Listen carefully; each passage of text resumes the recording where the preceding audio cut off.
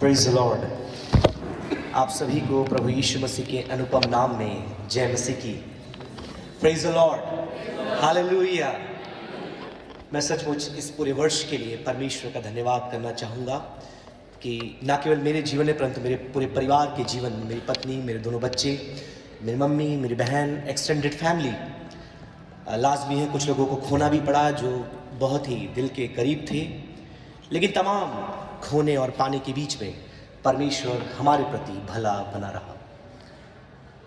और साथ में धन्यवाद करना चाहूँगा हमारे वरिष्ठ पासवान, उनके पूरे परिवार के लिए, जो लगातार अपने शब्दों के द्वारा, अपने सहयोग के द्वारा और कई ऐसे अवसरों में अपने परामर्श के द्वारा लगातार प्रेरित करते रहे, परमेश्वर की सेवा के लिए हमेशा प्रोत्साहित करते रहे।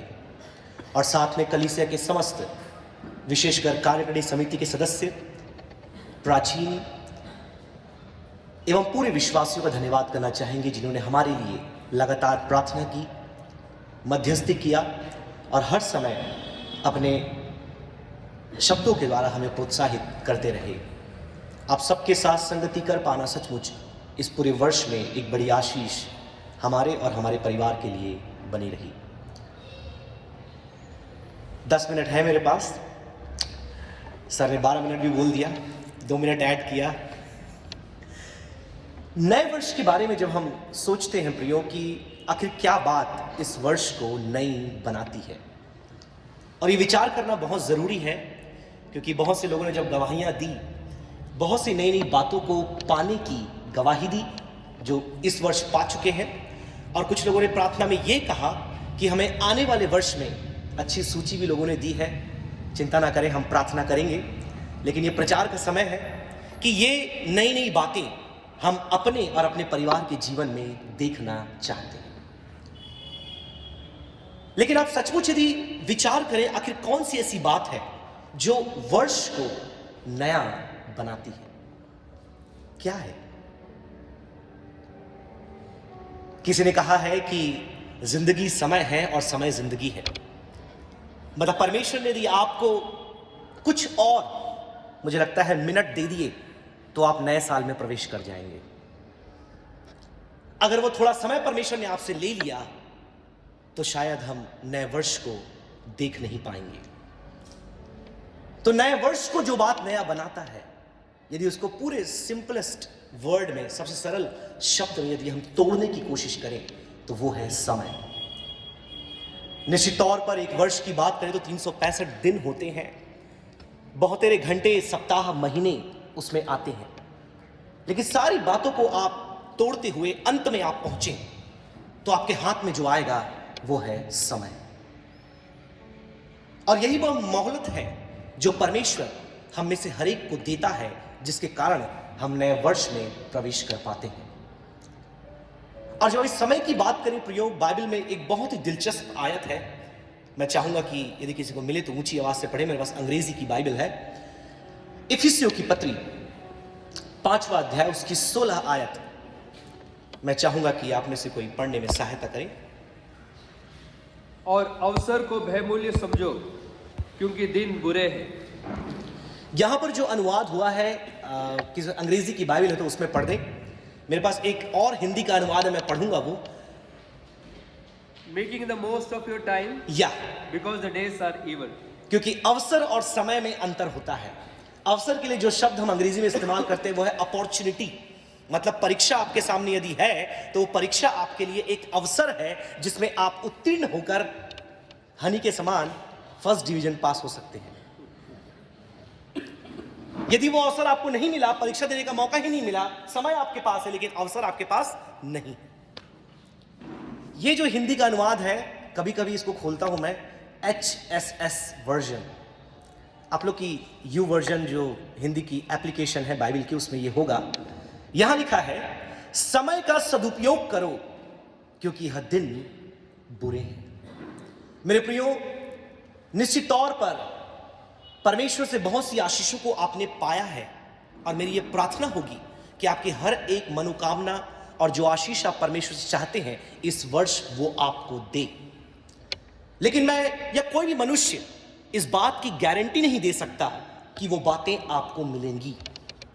नववर्ष में बहुत से प्रण लिए जाते हैं, और अभी एक हफ्ते पहले एक हमारे कलीसिया के जवान से मैंने पूछा कि ऐसा कौन सा प्रण है जो तुम लेने वाले हो, एक तो बता दो, मेन मन बताओ, कोई सा एक बता दो। वेट लॉस करने का। और तुरंत बोल दिया कम से कम 1 महीना तो मानूंगा पास्टर जी उसे। मतलब उसको मालूम है कि मैं प्रण जो लूंगा पूरे साल भर मैं उसे पूरा नहीं कर पाऊंगा। अच्छा लगा उस जवान की ईमानदारी सुनकर मुझे। बैठे हैं यहां पर, वो बताऊंगा नहीं मैं कौन है। मुझे अच्छा लगा कि हाँ 1 महीना तो कम से कम पास्टर जी मैं उसे पूरा करूंगा बोल दिया तो समझ गए कौन हो। मतलब मेरे प्रियो, ये आशीषें आपको मिलेंगी नहीं मिलेंगी मुझे नहीं पता, लेकिन एक बात जो सबसे बड़ी आशीष परमेश्वर आपको देगा। अब तक हैप्पी न्यू ईयर किसी ने किसी को विश नहीं किया, मुझे पता है क्यों, क्योंकि हम सभी टाइम और स्पेस में बंधे हुए हैं। जब 12 बजेगा तभी आप मुझे हैप्पी न्यू ईयर बोलेंगे, मैं आपको बोलूंगा, है कि नहीं? वो व्हाट्सएप का जो फॉरवर्ड है उसके बाद ही मुझ तक पहुंचेगा। ये इस बात का प्रमाण है कि we all wait for time. और वो समय की जो परिधि है उसमें किसी इंसान ने इंसान को नहीं बांधा है, वरन परमेश्वर ने हम में से हर एक को बांधा है। और प्रश्न ये आता है कि परमेश्वर से पाई हुई तमाम आशीषों में जैसी सबसे मुख्य आशीष समय है, और परमेश्वर मुझे देता है, तो मैं उस समय का क्या करता हूं? क्योंकि नए साल के उस सेलिब्रेशन को, उस पर्व को मनाकर हम भूल जाते हैं कि परमेश्वर ने मुझे, फिर हम इंतजार करते हैं नया मकान, नए बच्चे, नई नौकरी, नया प्रमोशन, नए कपड़े, नए जूते, बहुत सी नई नई बातें हम सूची बनाकर के इंतजार करते, प्रभु तू मुझे कब देगा, तू मुझे कब देगा।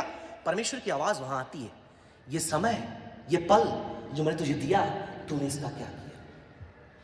ये जो लम्हा तेरे सामने से जो जा रहा है, ये मैंने तुझे दिया, तूने इसका क्या किया? मेरे प्रियो, तमाम उन बातों के बीच में आज परमेश्वर कलाम हमसे कहता है कि ये जो समय है ये बहुमूल्य है। और क्यों बहुमूल्य है, उसके नीचे उसका एक कहना चाहिए कि आधार वहां पर दिया है कि ये समय बहुमूल्य क्यों है। क्योंकि ये जो दिन है जिसमें हम जी रहे हैं वह बुरे हैं, और यदि तब बुरा था आज तो बहुत बुरा है, बल्कि बदतर है, बैड टू वर्ड्स। कितने प्रिय जो हमारे साथ थे अब नहीं रहे। और इन्हीं बातों को मैं सोच रहा था, और एक छोटी सी कविता मेरे मन में आई, मैंने उसे लिख लिया। मैं बोलना चाहूंगा आपके बीच में, ध्यान दीजिएगा शब्दों पर। नया समय और नया अवसर लिए, नया समय और नया अवसर लिए, नए साल में नए वलवले, नया रोमांच। बहुतों ने कुप्पियों में तेल खूब भर लिए, बहुतों ने कुप्पियों में तेल खूब भर लिए, फिर भी बुझ गए अनगिनत दिए। अवसर को बहुमूल्य जान ले ए बंदे, इस अवसर को, इस समय को बहुमूल्य जान ले ए बंदे। जिंदगी है क्या मानो जैसे पानी के बुलबुले, जिंदगी है क्या मानो जैसे पानी के बुलबुले। कर ले यह समय खुदावंद यीशु के नाम, कर ले ये समय खुदावंद यीशु के नाम, शायद फिर एक साल तुझे दोबारा ना मिले।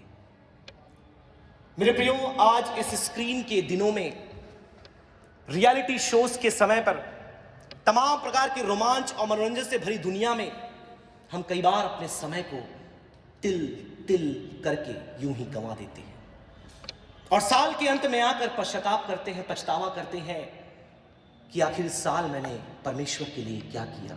निश्चित तौर पर धन्यवाद के हमने 3 गीत गा लिए, धन्यवाद के बहुत से शब्दों को हमने सुन लिया, हर एक बात के लिए हम धन्यवादित हो सकते हैं। लेकिन प्रश्न यह भी उठता है, जो परमेश्वर ने हमारे लिए सबसे बड़ा जो किया, एक समय दिया, उसका हमने क्या किया, या कितना उपयोग किया, या कितना दुरुपयोग किया। मेरे प्रियो, वर्तमान स्थिति पर जरा गौर फरमाएं। निश्चित तौर पर ये जो दिन है बहुत बुरे हैं। ये दिन ना केवल बुरे अधर्मी और पापियों के लिए है, वरन ये दिन बुरे पवित्र संतों के लिए भी है। क्योंकि लगातार परीक्षा, प्रलोभन, तमाम प्रकार की विरोध की बातें, शत्रु के जंजाल हमारे पीछे लगे हुए हैं। और इन परिस्थितियों में परमेश्वर का कलाम चाहता है कि हम जो समय परमेश्वर ने हमें दिया है उसे बहुमूल्य जाने। और बहुमूल्य जब जानेंगे हम मेरे प्रियो, जिस प्रकार से जब माउजर या गन को आप देखते हो उसमें मैगजीन होता है और उस मैगजीन के अंदर 9 बुलेट्स, कई बार 6 होते हैं, 12 वाले भी होते हैं और ज्यादा मैगजीन वाले भी आते हैं। जब स्टैंड गन वगैरह देखेंगे उसमें सैकड़ों बुलेट्स होते हैं और एक एक गोली इतनी कीमती होती है कि मारने वाले का उद्देश्य होता है कि जाकर वो निशाने पर लगे।